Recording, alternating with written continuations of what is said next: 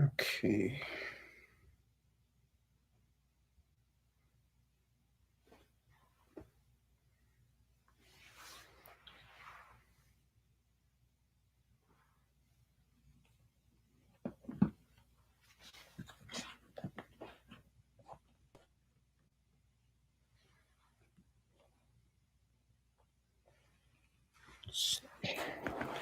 Straight over here.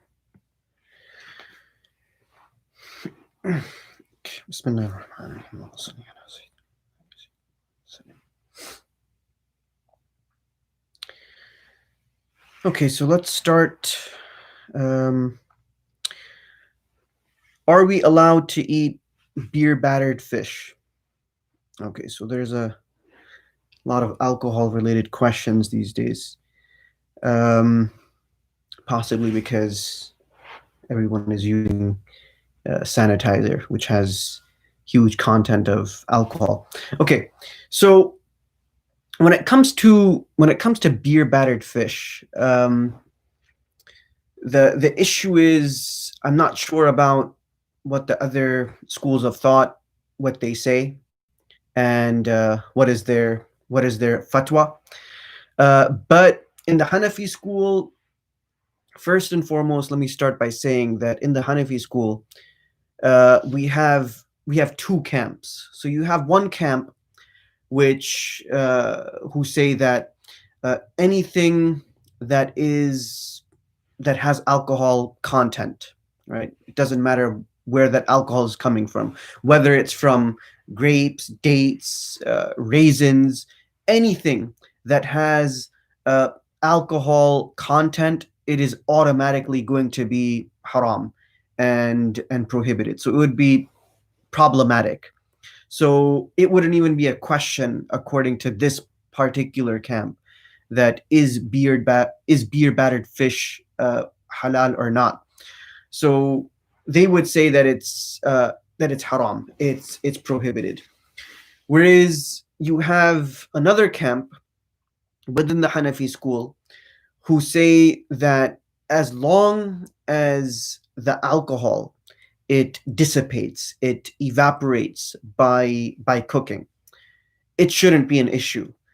And I think with beer battered fish, I mean, I've never tried it, but I think with beer battered fish, majority of the alcohol content, it evaporates, it just disappears. So it disappears by cooking. And again, another thing is, it's not like, someone is going to just take that fish and start eating it raw. um, and even if a person does do that, let's say for argument's sake he's doing that to get drunk or inebriated, then this guy is most likely going to die before he gets drunk. So beer battered fish, it would be as long as the alcohol content, whatever alcohol is used as a primary ingredient, as long as it dissipates, as long as it evaporates completely through cooking, it shouldn't be an issue. It would be okay. And this is strictly alcohol that is not from dates, grapes, or raisins. Otherwise, that alcohol is it's 100%. Not only is it haram to consume, but it's also najis. It's also impure. So this discussion is specific for this particular question. So if you go to the supermarket, you might come across the frozen aisle where they're selling fish, and sometimes they use beer for as a batter for that fish. So according to the Hanafi school, one specific camp, they would say that no, it's not allowed at all. And another camp would say that it is allowed, provided that all of the alcohol it disappears, it evaporates, and as long as that occurs, not a problem. Okay, let's continue on. All right. Is it permissible for me to give a bribe to protect myself from harm? Okay, so let's start by saying that there is a hadith of the Prophet ﷺ where the Prophet ﷺ said that may Allah subhanahu wa ta'ala's curse be upon the person who gives a bribe and takes a bribe. So, لعن الله الراشي والمرتشي. So this is the hadith, that the curse of Allah subhanahu wa ta'ala is upon the one who gives a bribe and the one who takes a bribe. Now, keeping this in mind, obviously the default is that it's not permissible to give a bribe. It's not permissible to take a bribe. It's haram, and there's just no way to make something haram jaiz or permissible.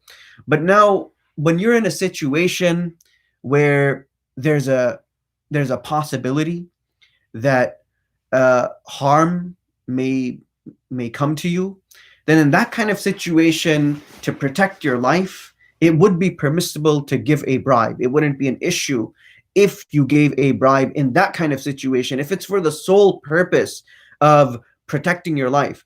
Another example is, and someone recently asked me that he has a couple of charities in Pakistan, and he's working on some projects in Pakistan. And what happened was that he has to go through the official system over there. He probably needs to pull some permits. I don't really know. But he asked me that the work is a little bit slow, and the people who are needy, they're kind of suffering. So is it permissible for me in this kind of situation to give them a bribe so they start working a little bit faster? I mean, I told the person that, look, yeah, it's permissible. The greater picture over here is that you're doing this for people that actually need food, they need shelter. So it would be permissible for you to give these people a bribe if it means that they're going to work faster as far as your project is concerned. And this project it concerns it's giving poor people a shelter, food, stuff like that. So this is very important. So in that kind of situation, it would be permissible to give a bribe. But to knowingly give a bribe for no apparent reason whatsoever, just giving a bribe for the sole purpose of giving a bribe, this is haram. And there's just no way to say that it's jaiz. There's no way to say that it's permissible. And for the one who takes a bribe, if he's taking a bribe, then that sin is entirely upon him. So if he's taking a bribe because, well, I feel that I'm not getting paid my fair share, so maybe it's okay for me to take other people's money because of the position that I'm in. I'm in an influential position, but I'm not getting paid the way I ought to be paid, so I'm going to start taking bribes. I mean, this is just haram. But if it comes to one's haqq, if it comes to one's right, it's permissible to give a bribe, and that person will be absolved of any kind of sin.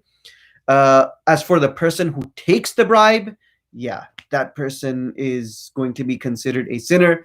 And if he wants to be if he desires forgiveness, not only does he have to ask forgiveness from Allah subhanahu wa ta'ala, but he has to find the person that gave him the bribe, repay him, and after he repays him, he seeks forgiveness from him. So for that person who takes a bribe, it's a little bit more tricky. So bribes, I mean, this is something that the Shariat has not allowed, and the la'nat and curse of Allah subhanahu wa ta'ala is upon such a person who gives a bribe as well as takes a bribe. Both people, they're culpable.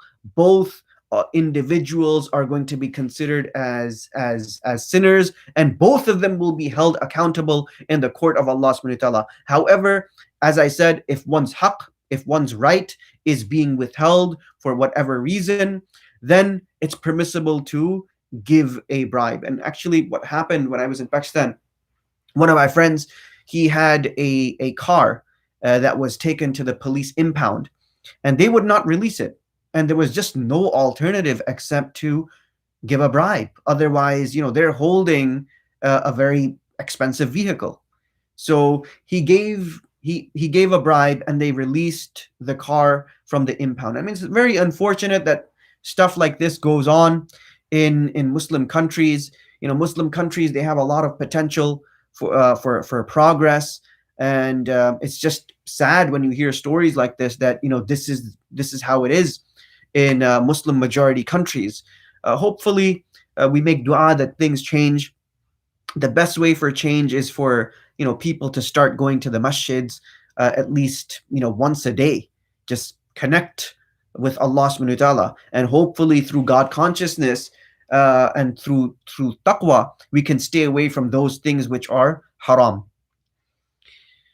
All right, is it permissible to find out my baby's gender?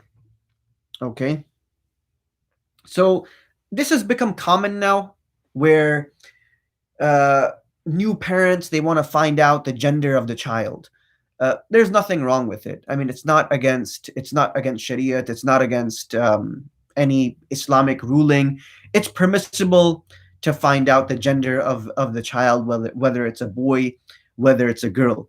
And based on this, the person also asked that, is it permissible for me to have a gender reveal party? I mean, again, gender reveal party, as long as it's not too extravagant, where a person, the whole 9 yards, has a massive celebration and stuff, and people don't feel compelled to, give a gift, it's okay. There's nothing wrong with a gender reveal party. But if you're calling people, to a gender reveal party with the expectation that everybody is going to bring me a gift, I mean, that's just messed up. I think it's gotten out of hand, especially when people start sending cards saying that, no box gifts, please. I mean, just be blunt and ask straightforward that you desire cash. I mean, there's no shame in that if that's, what you're angling for. So it would be fine. Gender reveal party would be okay. It shouldn't be too extravagant where, it becomes very costly.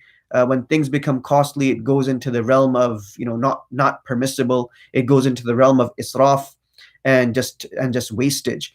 And that money could be used for so many other things. It's kind of like, when people have massive weddings, exorbitant weddings. I mean, all of that money that's spent on a wedding, I mean, it could easily go to the newly wedded couple, the happily wedded couple. Give it to them, and they could use it for a down payment on a car or a house or something. They could make use of it instead of using all of that money on a glorified party that people are going to eat and they're going to forget after a week. Nobody's going to remember what kind of food they ate at the wedding. Who remembers that kind of stuff anyway? So it's better just to take that cash and give it to the happily wedded couple. They can make good use of it, and inshallah will be a source of blessing and barakah for them. Okay, can we do qada and janaza after Fajr and Asr Salah? So yeah, qada salat and janaza, it's permissible. It's permissible after Fajr and Asr. What is not permissible is at sunrise, sunset, and zawal. So these are the 3 times where no prayer is permissible. So sunrise, sunset, and zawal. Zawal is when the sun is directly over our heads. So that's the zawal time. But after Fajr and after Asr, once a person offers the Fajr, once the individual does Asr, there's no NAFL after that. I mean, there's no NAFL after that, but qada is exempt from this. Janaza is exempt from this. So if there is a janaza, absolutely, yes, offer the janaza prayer. If a person has qada and he has to perform the qada salat, and he has quite a number of qada salat, so in this kind of situation, yes, absolutely, it's fine. There's nothing wrong with it. There's no karaha. It's not it's not abhorrent. It's not reprehensible. Go ahead, do your qada, and if there's a janaza, absolutely do the janaza as well. Okay, is it permissible for me to deliver haram meat? Okay, so I think I've answered this question before. If a person is working for Grubhub, or if a person is working for let's say Pizza Hut, or any of these restaurants where you have to deliver, it's permissible because you've been hired to do a specific job. your job is related to just carrying things and delivering it. Um, the Hanafi school, they don't really look at what the content is. So the content that's being delivered, that's not what the Hanafi school looks at. The Hanafi school specifically looks at the relationship between the employer and the employee. So the employer has hired him to do a specific job, to carry a very specific thing.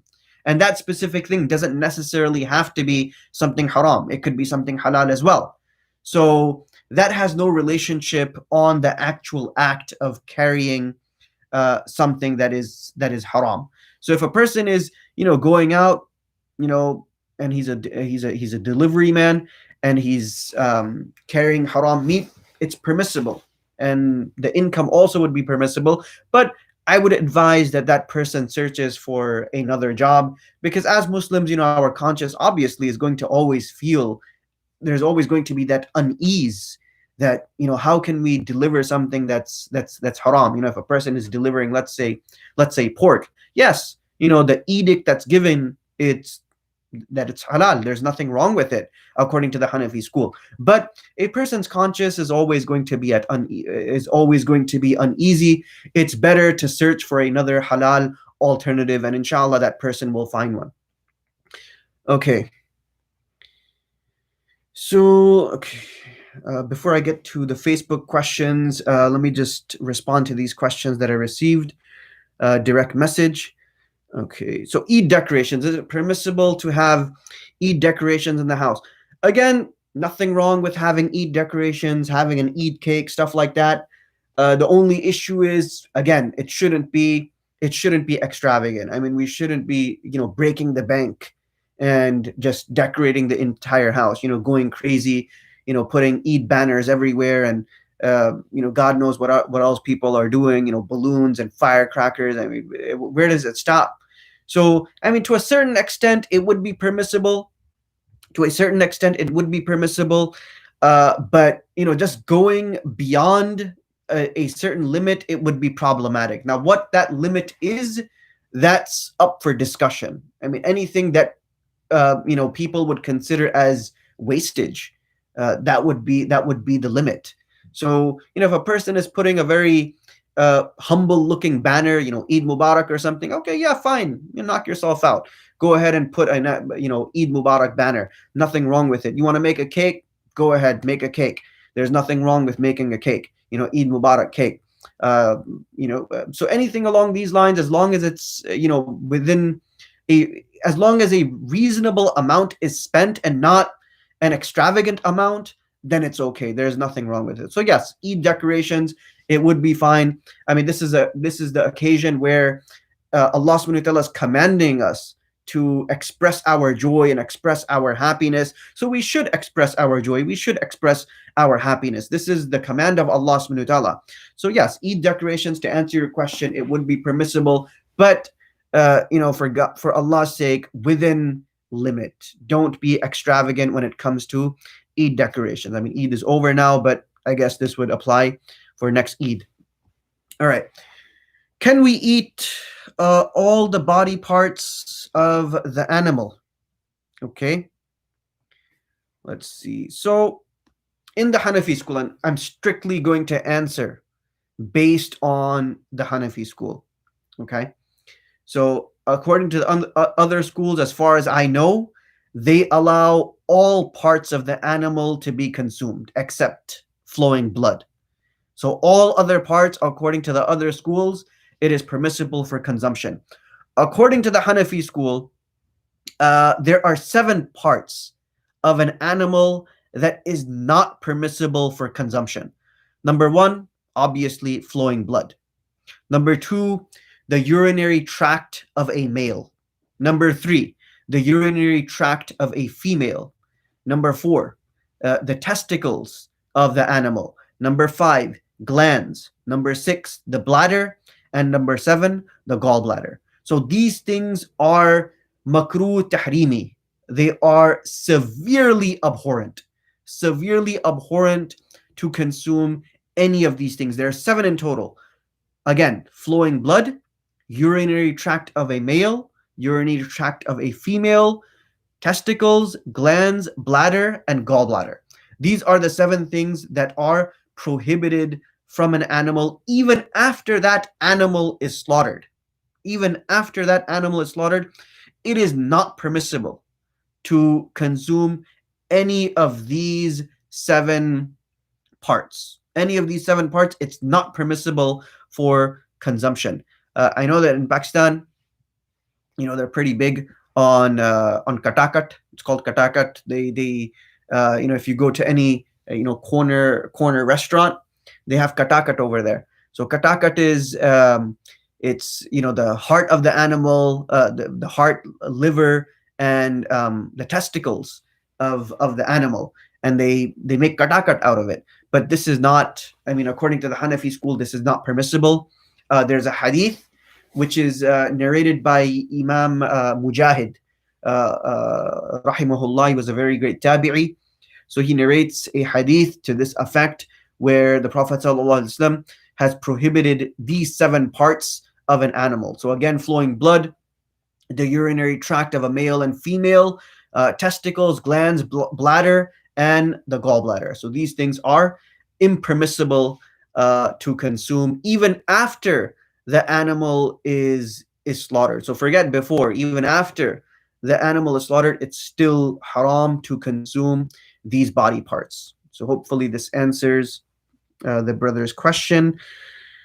Let's see. Is there aqiqah for the fetus if it lived for a few minutes? So yes, if the fetus, let's say, 4 or 5 months, the fetus is born, and for whatever, it didn't live, and it lived for a few minutes. So obviously, if it's stillborn, then there's no aqiqah.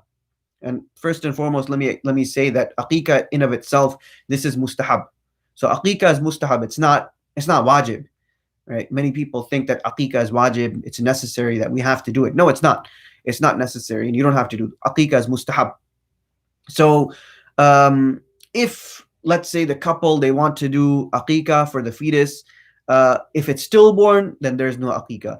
If it lived for a few minutes, then yes, sure, you can go ahead and you can have the aqiqah for the fetus, for that child, and there's nothing wrong with it. But having said that, as I said, it's mustahab to have aqiqah to begin with. Okay. Can we eat products that have shellac in them? All right. So products that have shellac. So shellac, for this is it comes from a beetle. Shellac comes from a beetle. It's called a lac beetle, and it secretes a resin. It secretes a resin, and it's used in anything that's sweet, chocolate production or confectioner's glaze. That's what this resin is used for. It's called a lac beetle, and I believe that it doesn't excrete it. It's not. It just it secretes it. It's similar to how a bee takes in nectar and then goes back to the hive and regurgitates that nectar, and after evaporation and everything, it becomes honey. So in principle, it's not halal to consume any insect or any part of an insect unless it's locust. The Prophet ﷺ has permitted locust. So shellac, this is the secretion of the female lac bug. So this secretion, it's regarded as halal, and it's based on the analogy on the honey that's produced by the bee, because the bee also takes in nectar. It takes in nectar, goes back to its beehive, and it regurgitates that nectar. It's not like it has like a small water bottle or something and putting the nectar inside. No, it actually takes the nectar in, goes to its beehive, regurgitates that nectar, and then all of the bees, they flap their wings and they evaporate the water content of that nectar, and that's when it becomes very thick and viscous, and that's how honey is made, very simply. So Now, with this lac beetle, during the process of when they're manufacturing it and using it for glaze for sweets and chocolates, if there are traces and particles of the bug, then it's not permissible to consume such items. But if there is no particles, and I haven't seen any. I mean, I've used products that have this shellac as an ingredient, but I haven't seen any bug particles. So it would be permissible.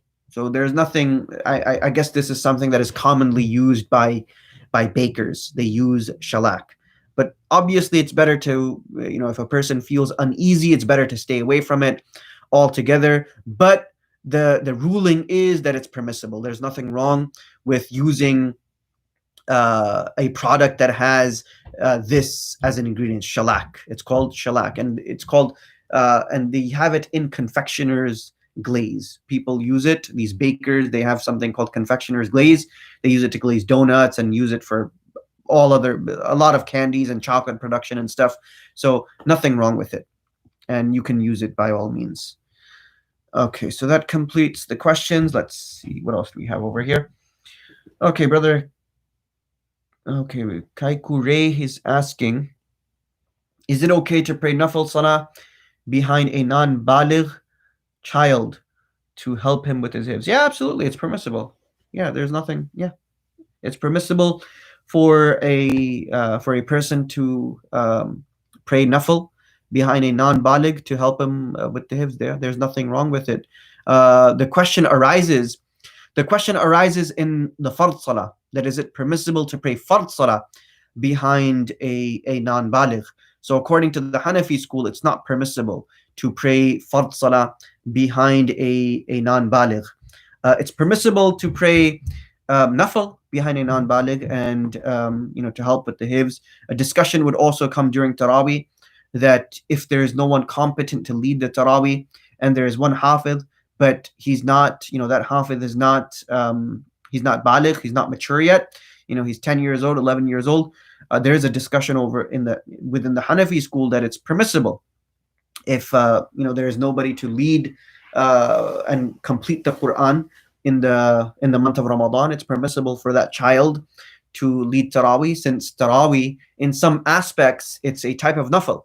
In some aspects it's an emphasized sunnah, and in some aspects it's a nafil. It's a supererogatory prayer, and it's permissible for a non-baligh to lead a group of baligh men, mature men, in Taraweeh. And again, I just want to reiterate, this discussion does not arise in fard in the Hanafi school. In the Hanafi school, fard has to be, one of the conditions of fard is that the person leading, the imam leading, has to be someone who's mature. He can't be a non-baligh. So, Dr. Adam Hafiz, what is the lowest number of males needed for the Jummah prayer? So 4, including the imam. 4, including the imam. So you need 1 imam and 3. You would need 3 muqtadis. This would be the lowest number. And if that requirement is not met, then just do the dhuhr prayer. Do the dhuhr prayer, and that would be, inshallah, that would be sufficient.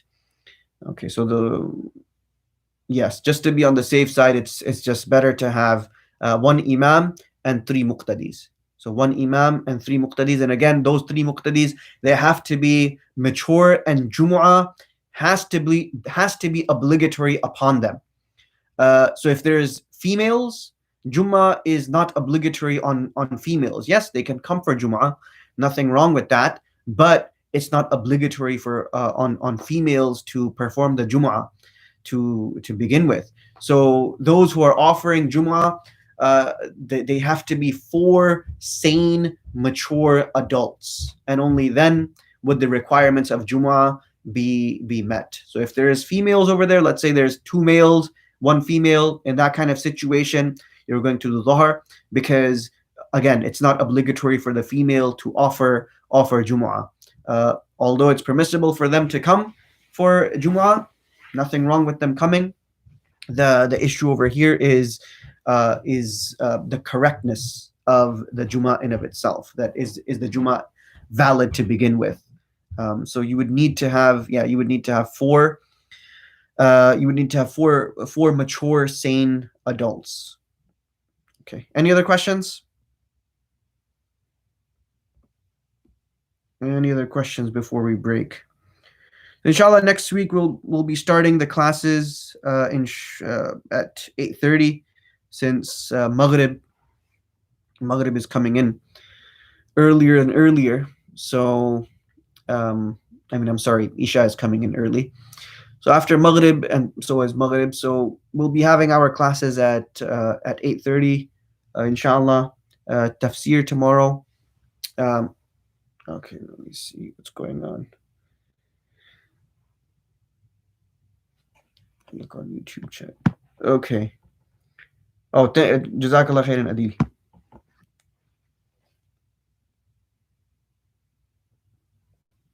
Let me just.